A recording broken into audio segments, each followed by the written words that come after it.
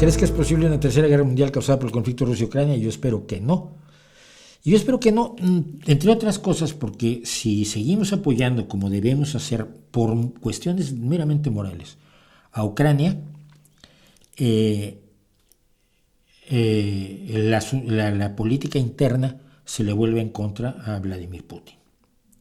Te quiero recordar que la última guerra de desgaste en la que se metió Rusia fue la guerra de Afganistán.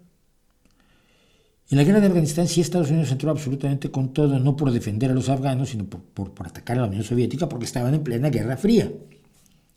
Todo lo que era la lógica de la Guerra Fría no es aplicable hoy, hay que recordar esto muy bien, porque hay mucha gente que sigue viviendo en la década de 1970, que yo viví la Guerra Fría.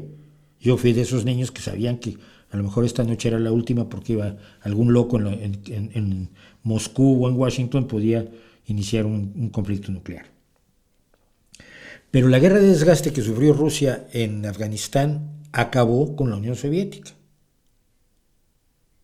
Fue el Vietnam de la Unión Soviética lo que ocurrió en Afganistán. Y lo mismo creo que puede ocurrirle a Putin.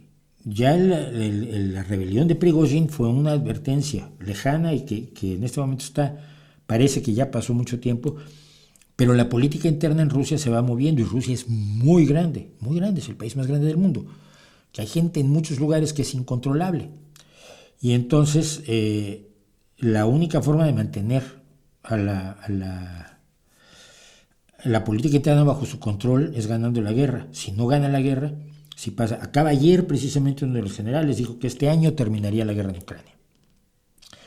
Si no acaba este año, la posición política de Putin es cada vez más endeble. Entonces, por sus factores internos, es por lo que creo que puede ser derrotado, siempre y cuando se mantenga el apoyo a Ucrania, antes que por ninguna otra cosa.